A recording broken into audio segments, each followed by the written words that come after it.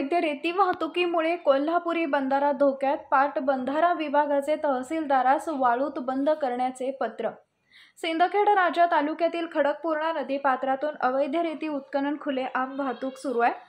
सदर वाळू उत्खननामध्ये निमगाव वायाळ येथील कोल्हापुरी बंधाऱ्याचे अस्तित्व धोक्यात आले असल्याने बंधाऱ्याची पावसाळ्यात मोठी हानी होऊन बंधारा वाहून जाण्याची शक्यता नाकारता येत नसल्याने उपविभागीय अधिकारी पाटबंधारे मेहकर यांनी सिंदखेड राजा तहसीलदार यांना 7 मे रोजी पत्र देऊन कोल्हापुरी बंधारा जवळील वाळू उपसा बंद करण्याची मागणी केली आहे।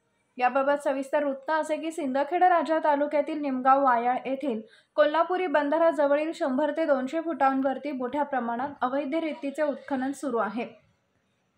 उपरोक्त विषयास अनुसरून या कार्यालयाअंतर्गत सिंचन शाखा दुसरबीड अंतर्गत असलेल्या निमगाव वायाळ कोल्हापुरी बंधाऱ्याजवळ उपसा चालू असल्याने वाळू उपसा करता बंधाऱ्यास धोका निर्माण होऊ शकतो, तरी संबंधितांना सुरक्षित अंतर राखून वाळू उपसा करण्यास परवानगी द्यावी, जेणेकरून बंधाऱ्यास कोणताही धोका निर्माण होणार नाही। याकरता पत्रव्यवहार केलाय।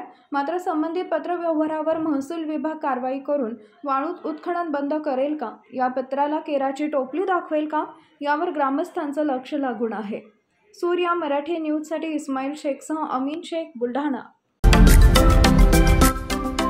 महाराष्ट्रातील महत्त्वाच्या व ताज्या घडामोडी जाणून घेण्यासाठी आजच आमच्या सूर्या मराठी न्यूज चॅनलला सबस्क्राइब करा आणि बेल आयकॉन प्रेस करा।